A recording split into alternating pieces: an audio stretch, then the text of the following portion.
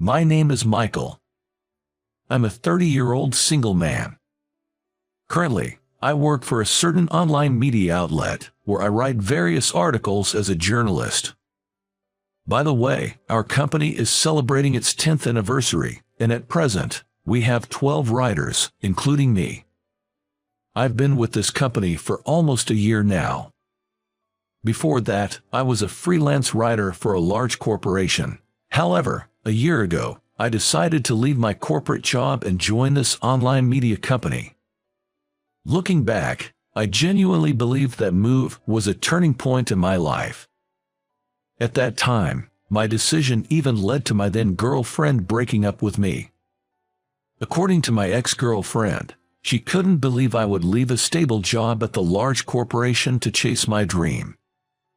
Given that I had been considering marrying her, I sometimes doubted my decision back then. However, now I'm confident that I made the right choice.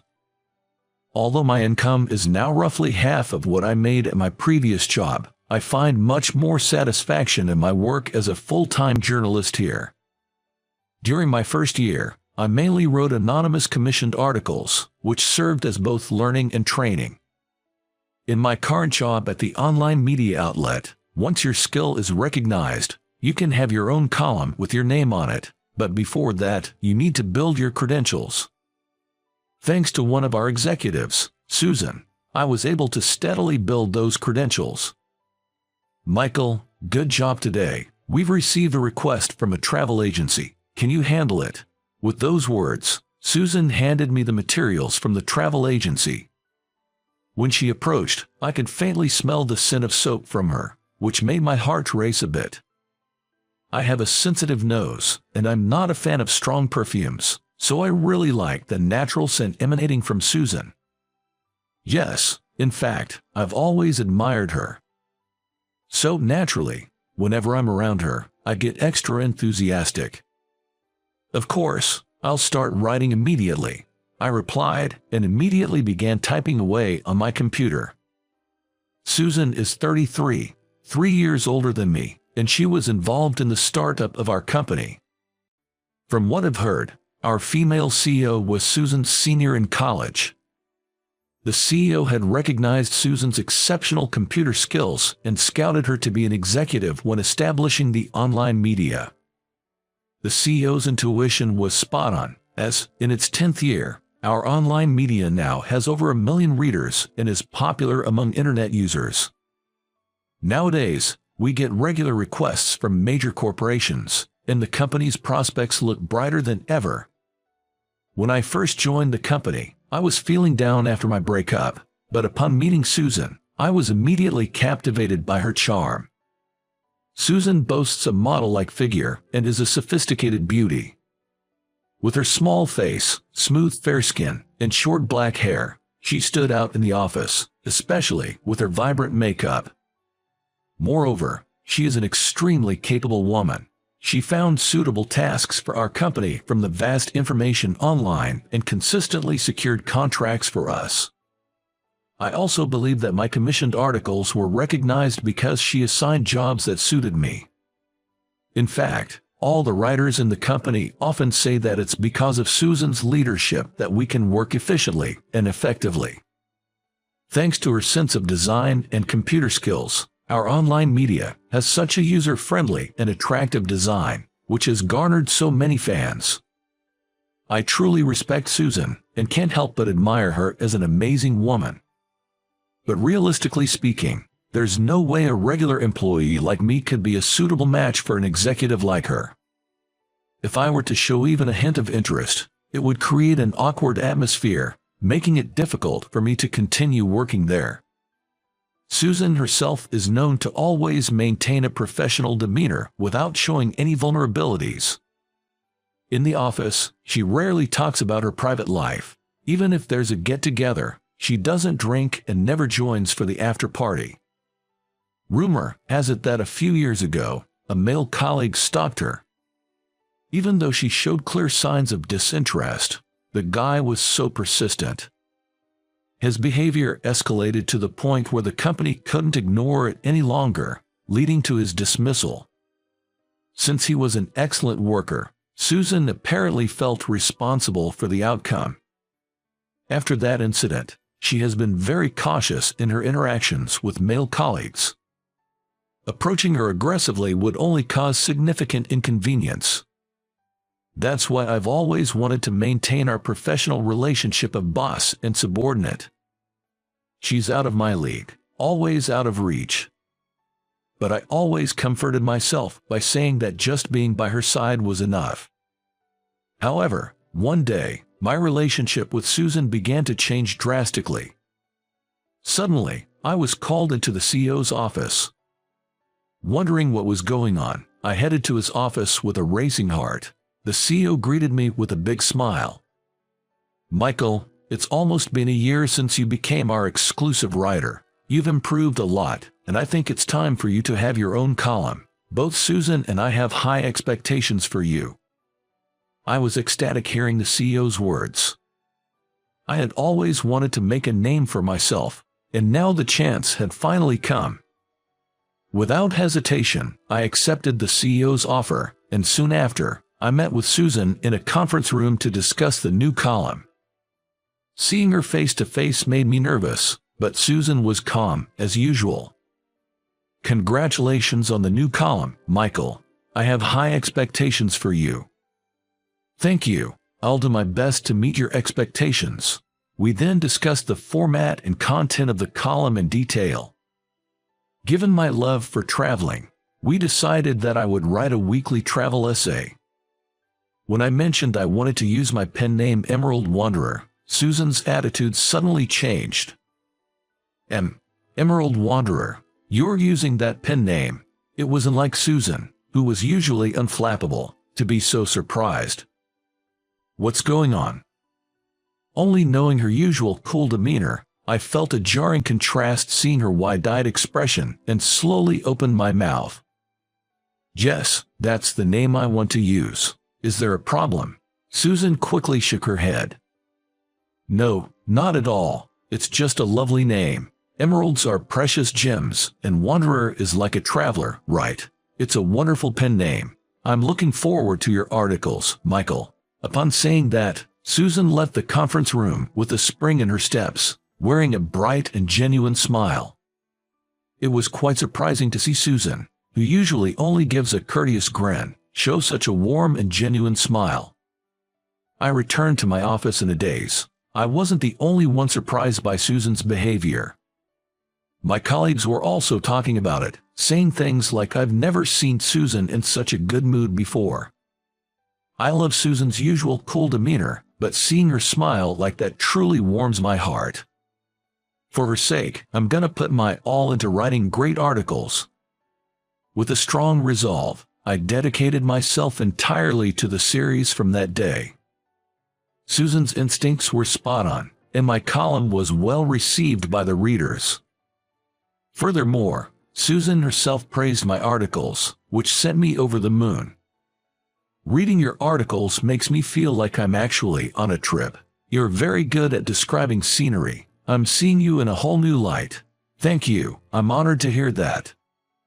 While I've had experience getting praised for my work in the past, there's a special kind of joy being directly appreciated for my own original articles rather than contracted work.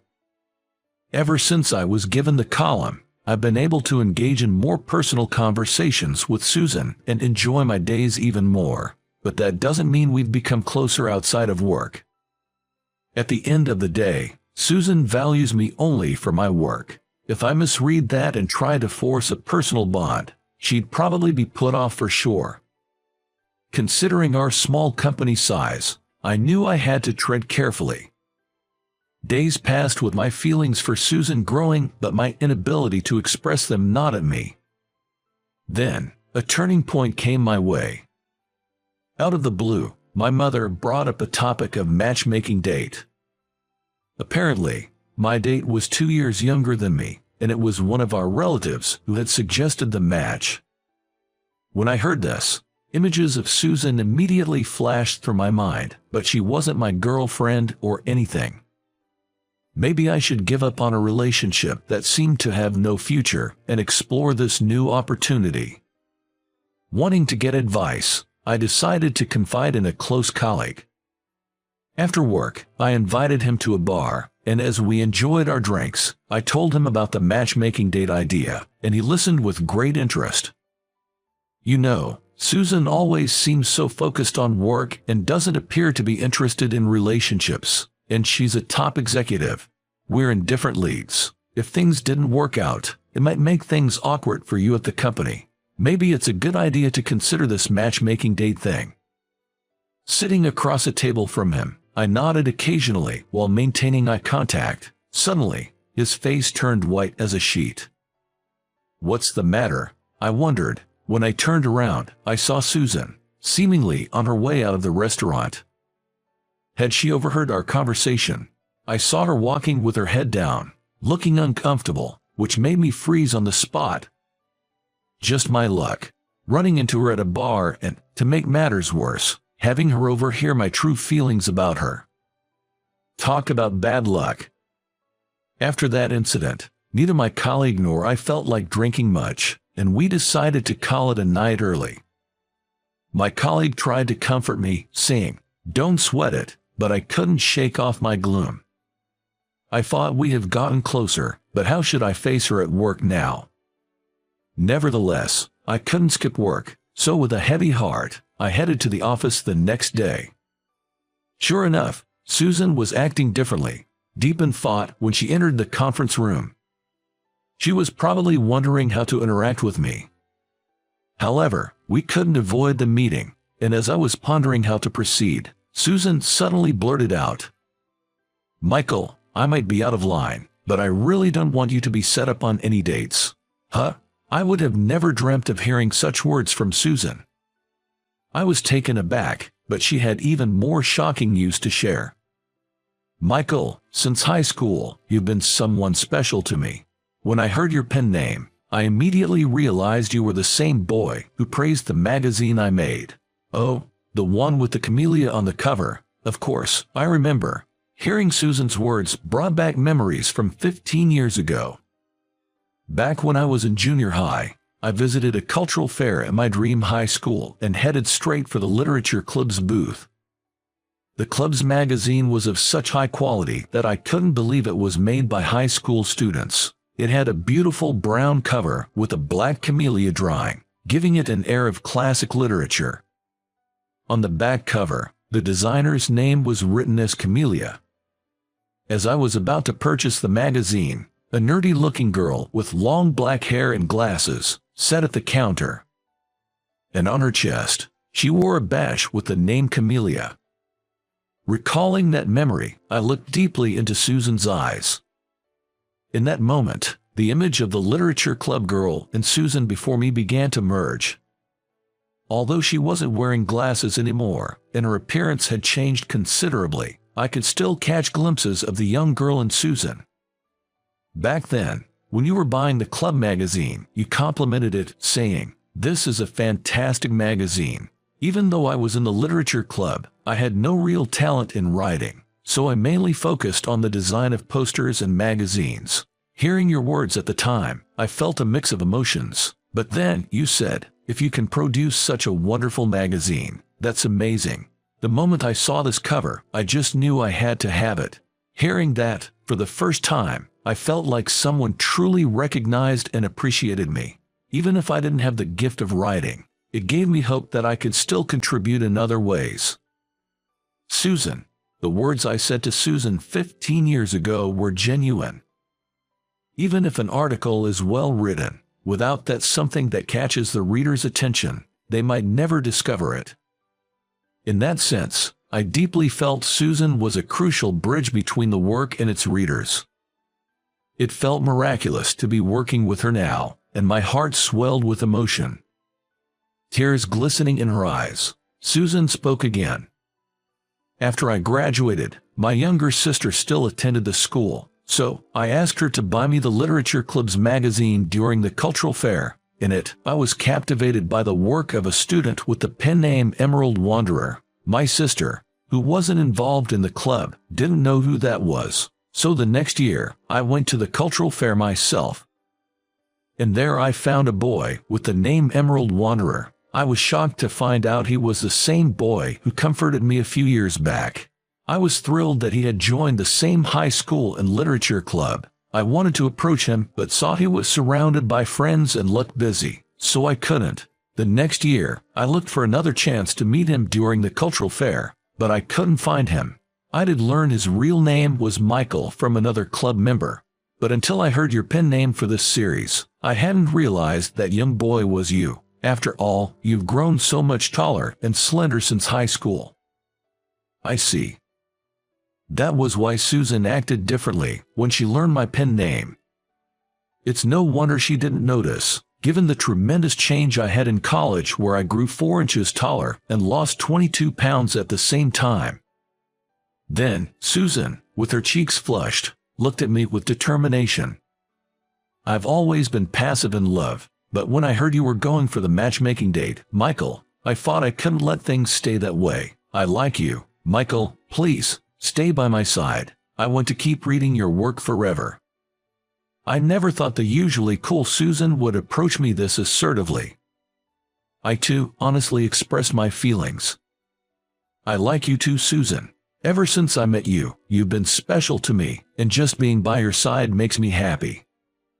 Michael, you've always been a pillar of strength for me. Having you accept me this way makes me so happy, but it's kind of embarrassing, because today, unlike before, I spilled my true feelings. It feels weird.